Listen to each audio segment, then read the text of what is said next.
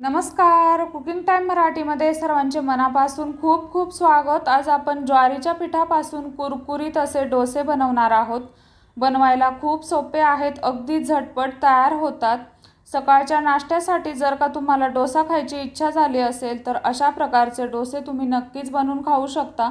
ज्वारीमध्ये fibre आणि अनेक प्रकारचे खनिजे असतात, त्यामुळे आपल्या पचनासाठी ज्वारी खूप उपयुक्त आहे।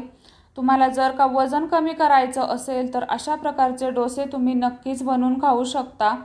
मधुमेहींसाठी देखील ज्वारी खूप उपयुक्त आहे। रेसिपीला सुरुवात करण्याअगोदर जर का तुम्ही चॅनलवरती नवीन असाल तर चॅनलला नक्की सबस्क्राइब करा। रेसिपी आवडली असेल तर शेअर देखील करा। तर डोसा पहा, अतिशय कुरकुरीत असा तयार झाला आहे।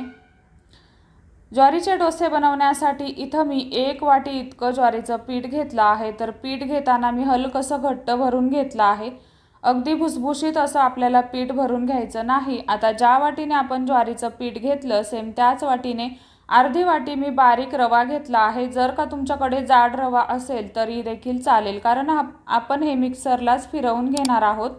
आता ज्या वाटीने ज्वारीचं पीठ व रवा घेतला सेम त्याच वाटीने अर्धी वाटी मी दही घेतलं आहे। दही आंबट असेल तरी देखील चालेल। आता ज्या वाटीने आपण सगळं साहित्य घेतलं सेम त्याच वाटीने मी अर्धी वाटी पाणी घेतलं आहे।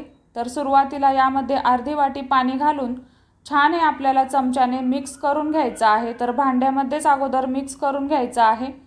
आता यानंतर मी 1 वाटी इतकं पाणी घेतलं आहे सेम त्याच वाटीने। तर शेवटी मी सांगेन मी किती पाणी घातलं ते। आता यामध्ये अर्धी वाटी पाणी घालून हे आपल्याला छान मिक्सरला बारीकसर असं फिरवून घ्यायचं आहे। अगदी फाईन अशी याची आपल्याला पेस्ट करून घ्यायची आहे। तर मला एकूण 1.5 वाटी इतकं पाणी लागलं, तुम्हाला थोडंसं कमी जास्त लागू शकतं। तर आता इथे पहा, माझं 1 चमचा इतकं पाणी शिल्लक राहिलं आहे। आता हे पीठ आपल्याला छान असं मिक्स करून घ्यायचं आहे। मिक्स करून घेतल्यानंतर कमीत कमी हे पीठ आपल्याला 15 ते 20 मिनिटं असंच ठेवून द्यायचं आहे, कारण आपण यामध्ये रवा घातला आहे, तो छान भिजला जावा यासाठी हे पीठ आपल्याला 20 मिनिटं तरी ठेवून द्यायचं आहे। आता आपण डोशांसाठी बटाट्याची भाजी पाहूयात। तर इथं मी पॅनमध्ये 2 मोठे चमचे तेल घेतलं आहे। तेल छान कडकडीत गरम झालं की अर्धा चमचा यामध्ये आपल्याला जिरं घालायचं आहे। एक मोठ्या आकाराचा कांदा उभा कट करून घेतला आहे। तर डोशांच्या भाजीसाठी कांदा उभाच कट करायचा। आता 1 छोटा चमचा यामध्ये मी उडीद डाळ घातली, 2 हिरव्या मिरच्या बारीक कट करून घातल्या आहेत। आता हे आपल्याला छान लालसर होईपर्यंत परतवून घ्यायचं आहे। तर लवकर परतण्यासाठी मी यामध्ये थोडंसं मीठ घातलं। आपल्याला थोडीशी कढीपत्त्याची पानं घालायची आहेत, तर आवडीप्रमाणे तुम्ही कढीपत्ता कमी जास्त करू शकता।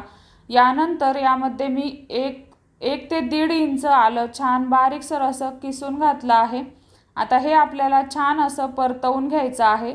परतलं की यामध्ये अर्धा चमचा हळद घालायची आहे व थोडीशी लाल मिरची पावडर घालायची आहे। यामुळे भाजीला छान अशी चव येते, छान असा रंग येतो।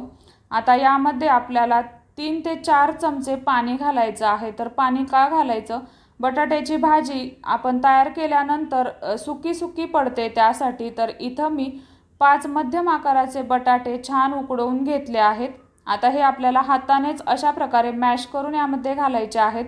अगदी बारीक असे आपल्याला हे करायचे नाहीत, याचे थोडेसे आपल्याला तुकडे मोठे मोठेच ठेवायचे आहेत। तर सर्वात शेवटी यामध्ये मीठ घालायचं आहे व ही भाजी आपल्याला छान अशी परतवून घ्यायची आहे।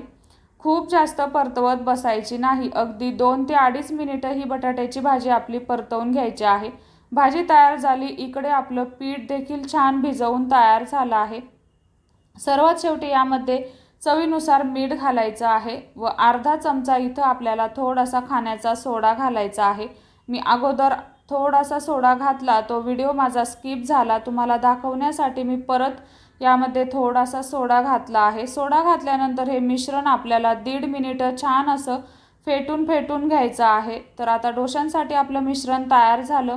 आता इकडे तवा देखील छान कडकडीत तापला, यावरती थोडंसं पाणी घालून आपल्याला कापडाच्या साहाय्याने हा तवा छान असा पुसून घ्यायचा आहे। तव्याचं टेम्परेचर आपल्याला कमी करून घ्यायचं आहे। खूप जास्त कडकडीत तव्यावरती जर का तुम्ही डोसा सोडला तर तो डोसा आपल्याला हवा तसा पातळ पसरवता येत नाही। तर आता इथे पहा, 1 पळी इतकं मी बॅटर तव्यावरती घातलं व हा डोसा आपल्याला छान गोल गोल असा फिरवत छान पसरवून घ्यायचा आहे। तर डोसा पसरवून झाला, थोडासा सुकला की यावरती आवडीप्रमाणे तेल, तूप, बटर तुम्ही काहीही वापरू शकता, काहीही घालू शकता। तर इथं मी तेलाचा वापर केला आहे। तेल घातल्यानंतर हा डोसा आपल्याला सगळ्या बाजूने छान असा शेकवून घ्यायचा आहे। तर डोसा आपल्याला खूप जास्त कुरकुरीत करायचा नाही। जर का तुम्ही खूप जास्त कडक होईपर्यंत हा डोसा गॅसवरती शेकवत बसला तर याचा व्यवस्थित असा रोल होणार नाही। तर इथे पहा, डोसा आपला छान असा खालच्या साईडने ब्राऊन रंगाचा शेकला गेला आहे। तर अशाच प्रकारे आपल्याला डोसा शेकवून घ्यायचा आहे, खूप जास्त करपवायचा नाही, नाहीतर खाताना डोशाची चव करपट अशी लागते। तर डोसा पहा अतिशय सुंदर असा तयार झाला आहे। अगदी झटपट हे डोसे तयार होतात, चवीला खूप खूप खूप भारी लागतात, खाताना कळत देखील नाही की आपण ज्वारीच्या पिठाचा डोसा खातोय।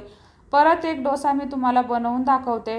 तव्याचं टेम्परेचर आपल्याला थोडंसं कमी करून घ्यायचं आहे, पाणी घालून छान कापडाने पुसून घ्यायचं आहे व दरवेळी पीठ आपल्याला पळीने छान ढवळून नंतरच आपल्याला यावरती डोसे सोडायचे आहेत। तर इथे पहा, दुसरा देखील डोसा मी अशाच प्रकारे सोडून घेणार आहे। डोसा पसरवत असताना छान पातळसर असा पसरवून घ्यायचा आहे। गॅसची फ्लेम आपल्याला मीडियम ठेवायची आहे।